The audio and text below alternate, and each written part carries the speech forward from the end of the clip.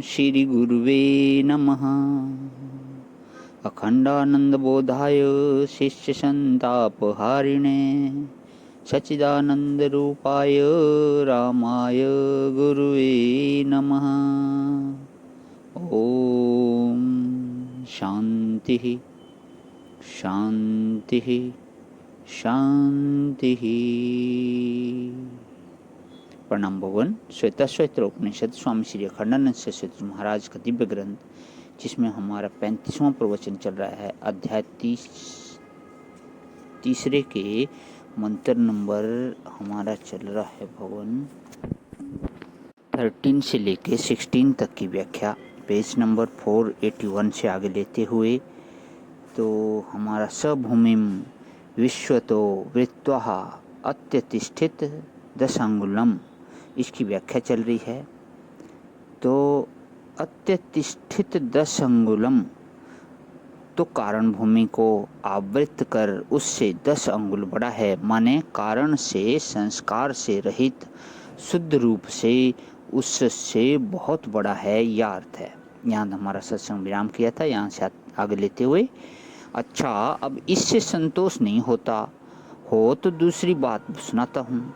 अत्यतिष्ठित 10 अंगुलम, इस 10 इंद्रियों का जो नाप है, माने जहाँ तक पाँव से चल सकते हैं, हाथ से पकड़ सकते हैं, आँख से देख सकते हैं, मुंह से बोल सकते हैं, कान से सुन सकते हैं, नाक से सूंघ सकते हैं, इन 10 इंद्रियों की जहाँ तक गति है उसका नाम है 10 अंगुल।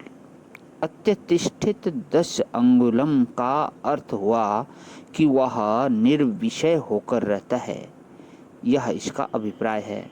और देखो, 10 अंगुलम माने 10 दिशाएं।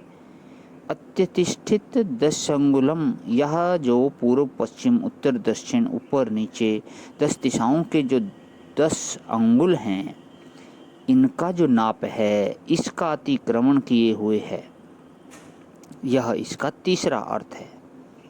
लो भाई, परमात्मा में दिशा की प्राप्ति ही नहीं है, तो फिर दिशा की प्राप्ति की चर्चा क्यों?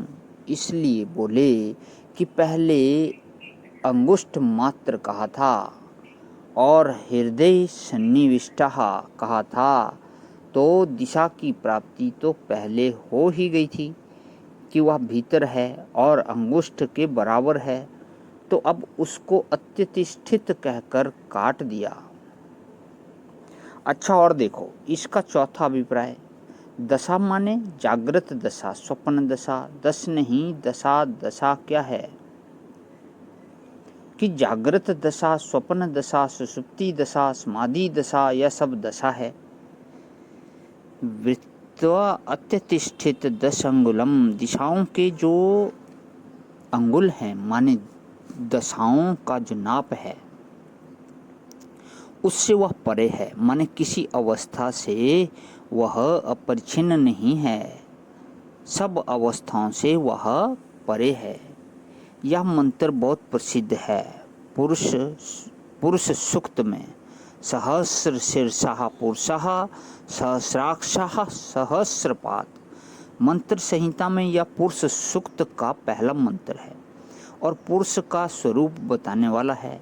देखो इसमें कितनी बात बताई गई कि 10 अंगुल से तो देश का परिच्छेद काट दिया और 10 अंगुल से जागृत स्वप्न सुषुप्ति रूप काल का परिच्छेद काट दिया और कारण भूमि का आवृक होने से विभु बता दिया और सहस्र शीर्षा और सहस्राक्षः और सहस्रपात बताने से सर्वात्मक बता दिया और पुरुषः कहने से चेतन बता दिया। पुरुषः तो चेतन है ना, पुरुष है इसलिए चेतन है।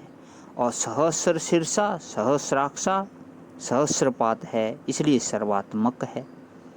और भूमि में विश्वतो वृत्वात् से व्यापक है, कारणातीत है और अतिष्ठित 10 अंगुलम से 10 इंद्रियों के घेरे से अतीत है, विषयातीत है। सब दिशाओं का घेरा माने देशातीत है और 4 दशाओं का घेरा माने कालातीत है दशा माने चार दशा, स्वप्न, जागृत, सुषुप्ति, समाधि, चार दशा।